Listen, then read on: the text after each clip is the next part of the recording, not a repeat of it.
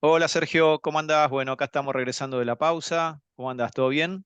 Todo bien. Bueno, voy a Bueno, ser bueno. breve. Vamos a hablar No, de... está bien. A, Continuamos me- con Patogenia entonces. a mencionar nomás, porque si no Es es más, apasionante igual. Así es que, más de lo mismo. ¿Sí?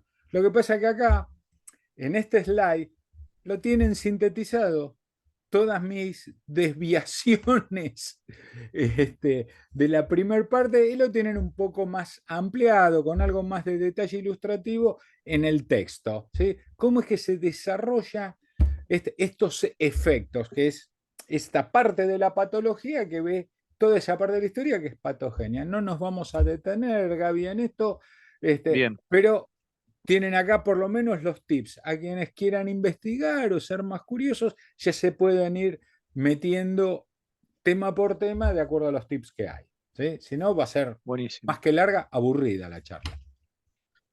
Sí, y la verdad que me quedó en concreto que de los 10 puntos que vimos, eh, con distintas conformaciones, ¿no? Como tiene nuestro organismo, toda la parte eh, de líquidos, del páncreas que mencionaste, toda la parte del parenquimatoso, digo.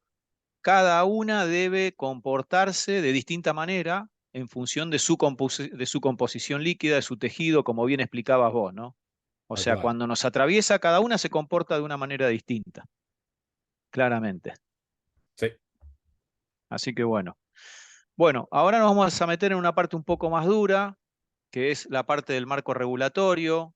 Por ahí va a ser una parte un poco densa, pero vamos a ponerle foco a los puntos más importantes, siempre enfocados desde la prevención, ¿no? Acá no pretendemos dar una clase electrónica ni de telecomunicaciones, ni una clase de electromagnetismo, ni mucho menos, pero sí conocer los valores umbrales, que son los que están resaltados aquí en esta filmina, por ejemplo, y cómo enfrentar esos valores para que después no terminen desencadenando una enfermedad profesional o alguna otra cuestión más grave aún todavía, ¿no? Según, como vos decías, Sergio, en un momento, dependiendo de la potencia, claramente, y del tiempo de exposición, ¿sí?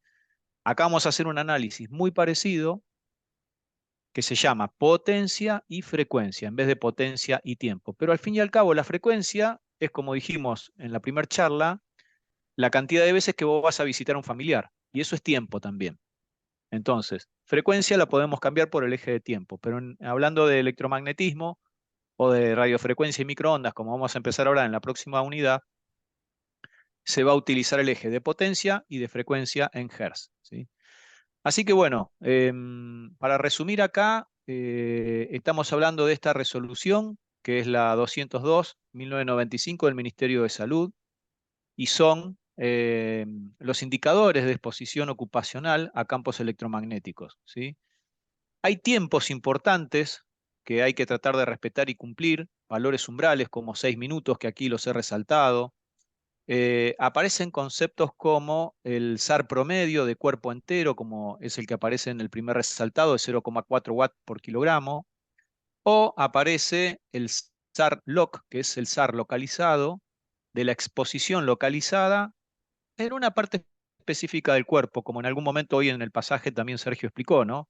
Puede estar sometido a radiofrecuencia en la cabeza porque tengo el celular pegado a la cabeza todo el día porque trabajo con el celular o porque lo uso de entretenimiento, o puede estar, no sé, apoyado en una parte de mi casa, como puede ser un Wi-Fi, y ahí no estoy en una exposición tan directa, claramente, ¿sí? Pero, como decíamos, es el enemigo invisible y nos rodea todos los días de cada día sin darnos cuenta, ¿eh?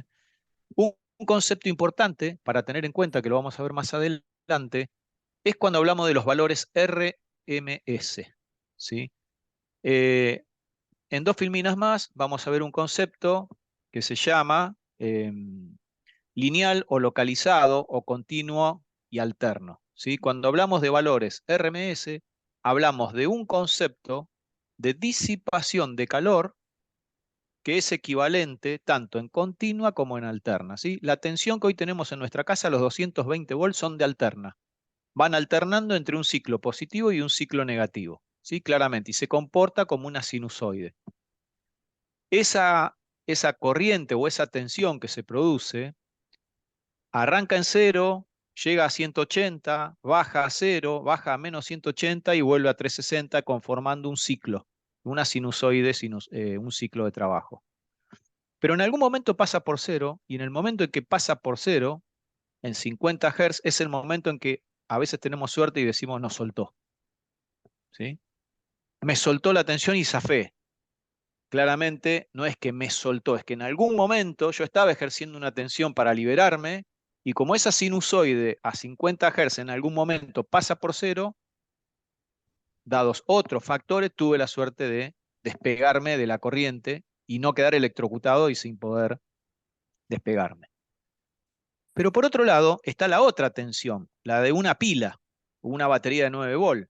Ese voltaje es de continua, ¿sí? No tiene ciclos, es continuo. Entonces, esa tensión es más grave que la otra cuando la elevamos en potencias, ¿sí? Porque esa no pasa por 0. Puede ser 480 voltios de continua, puede ser 200 voltios de continua. Hay distintos generadores que utilizan tensiones de continua, porque tiene otros beneficios la tensión continua, es mucho más estable que la alterna, pero también es más riesgosa, porque al no tener ese pasaje por 0 no te podés soltar, ¿sí? Entonces, estos conceptos son importantes, los vamos a ir viendo en las filminas que vienen, pero ese concepto es el que hace al valor RMS, ¿sí? Porque ahí estamos hablando, como decíamos recién, de una energía acumulada. Y cuando hablamos de RMS, no importa si es alterna o continua, pero tenemos que tener en cuenta el valor de exposición al cual les vamos a estar expuestos. Estos dos gráficos son muy sencillos, muy claros de explicar, pero habla de los valores umbrales para la población y de los valores umbrales para la ocupación, o sea, ocupacional sería lo laboral y lo poblacional, ¿sí? Estos dos ejemplos que tenemos acá son valores umbrales que en el eje Y hablan de densidad, de potencia, y en el eje X hablan de frecuencia o de tiempo, como bien explicó Sergio hace unos instantes. Claramente, el factor poblacional o la exposición al factor poblacional es menor. ¿Por qué? Porque estoy expuesto, como decíamos recién, las 24 horas, los 365 días del año. Y el factor ocupacional o laboral tiene un umbral más alto porque solo puedo estar expuesto 8 horas o 9 horas de trabajo, 5 días a la semana. Entonces la energía recibida acumulada, que era el concepto que decíamos recién, puede estar un poco más arriba porque en el promedio total, en lo laboral recibo menos que en la jornada diaria poblacional. Este, ¿se entiende este concepto, Sergio? Sí, sí, sí, Bien. sí. Ahora bien, nos metemos en esta parte con los límites de exposición que veníamos mencionando recién, referidos a la tabla 4, ¿sí? Estos son los límites de exposición de campos electromagnéticos de radiofrecuencia. Bueno, mismo como dije antes, hay que respetar valores promedios de SAR promedio que andan en el orden de los 0,4 watts por kilogramo, y tener en cuenta que para frecuencias menores de 10 MHz pueden ser excedidos hasta valores de intensidad de campo eléctrico y de campo magnético máximos de 613 volt por metro y 1,6 amper por metro, ¿sí? Está ejemplificado en esta tabla dentro de ese marco regulatorio. Ahora bien, vamos a meternos en la parte de campos eléctricos y campos magnéticos. ¿Qué conceptos debemos tener en cuenta importantes para la prevención? Son los siguientes. Los campos eléctricos y magnéticos estáticos están relacionados directamente con el campo eléctrico y el campo magnético constante en el tiempo. Eso quiere decir que estoy trabajando con una tensión continua, ¿sí? Es un circuito constante que no tiene variación. Por eso estamos hablando de campos magnéticos y eléctricos estáticos. Ahora bien, ¿es la única definición a tener en cuenta? No, también hay campos eléctricos estáticos y campos magnéticos estáticos, pero todos hacen referencia a este modelo de tensión continua y no alterna, ¿sí? Yo he resaltado acá los principales conceptos para tener en cuenta niveles típicos de los campos electroestáticos artificiales en oficinas y viviendas particulares están comprendidos entre 1 y 20 kilovolt por metro, y en el caso de los magnéticos es un poco más complejo. ¿Por qué? Porque ya el mundo tiene un campo magnético. El mundo internamente también tiene su origen, dentro de él es donde se origina la corriente eléctrica. Y además estamos sometidos permanentemente a cables inconductores multifilares o unifilares, los cuales transportan energía eléctrica, además de la radiofrecuencia, como mencionábamos recién, a la cual estamos expuestos diariamente. En conclusión, lo que queremos decir con esto es que, según el tipo de actividad que uno desarrolle en su vida laboral, va a estar en mayor medida con un piso de campo electromagnético poblacional, que éramos el que definíamos en los gráficos 2 y 3 que vimos anteriormente, y también en un piso, o techo mejor dicho, de campos electromagnéticos laborales, del entorno laboral. Y todo esto está relacionado con el tipo de actividad. Por ejemplo, en esta tabla podemos ver que estos son los valores umbrales de exposición para reactores de fusión termonuclear, sistemas magnetohidrodinámicos, sistemas de almacenamiento de energía con imanes, cámaras de burbuja, fabricación de imanes, procesos electrolíticos. Entonces, en base a esta tabla, uno puede tener los niveles y tiempos de exposición para no desencadenar alguna enfermedad profesional, ¿sí? Por último, y como proceso de evaluación, eh, si bien se han desarrollado instrumentos para medir, no hay un elemento de protección personal que pueda aislar eficientemente sobre los campos electromagnéticos.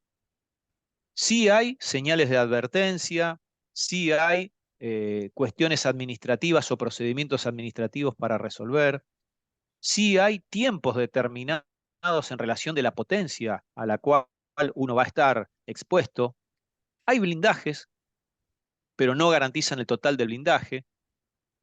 Pero sin embargo, la tecnología ha ido avanzando y hoy podemos contar con algunos dosímetros personales que nos pueden dar idea de la exposición y del nivel de exposición al que estuvimos trabajando, tal cual hoy como puede ser en el caso de los rayos X, Doc.